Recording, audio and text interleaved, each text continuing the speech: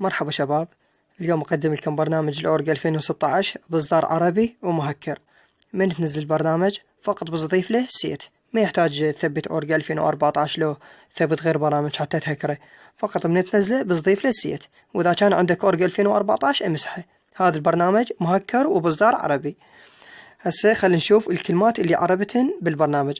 طبعا التهكير مو أنا اللي مهكره، نزلته من اليوتيوب، اكو هواي شباب ناشرينه وعربت البرنامج، فقط بس عربته، التهكير مو أنا. المهم خلينا نشوف الكلمات اللي عربتهن. جميع الكلمات اللي موجودة بهذا البرنامج عربتها. هاي هنا عندك حفظ السيت، هاي موجودة هنا، وهذا الإصبع اللي مأشر عليه. طبعا هذا الشيف اللي جاي أشر عليه، هذا بعض الأجهزة يطلع مو واضح بيهن.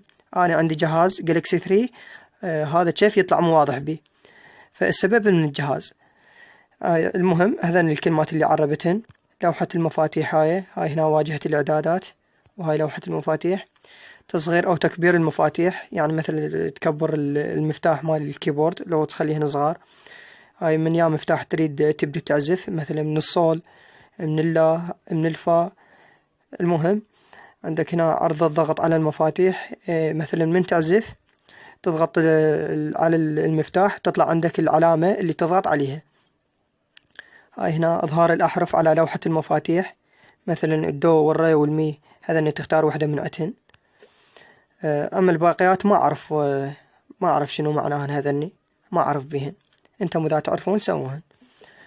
عندك هاي هنا مال حفظ السيت، هاي هنا حفظ الموسيقى، مثلا تريد تسجل وانت تعزف، هاي هنا موجود حفظ الموسيقى، تصدير إلى ملف الأغنية. هذا المهم كلهن هذني معربات.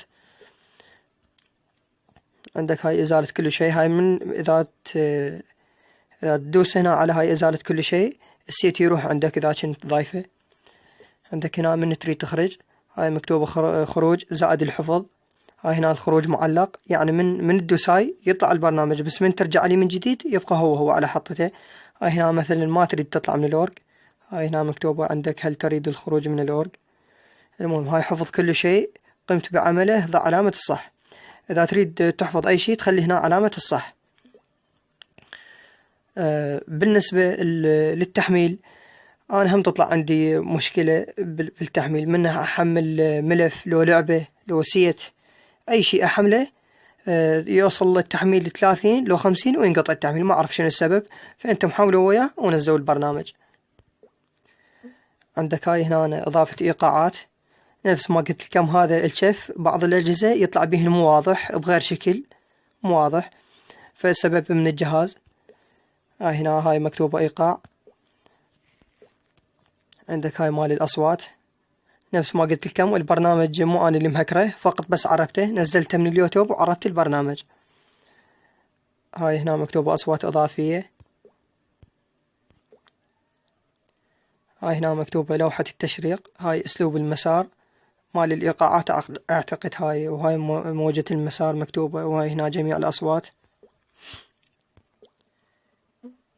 هذني عندك هنا البادات، هذني البادات هاي مكتوبة هنا.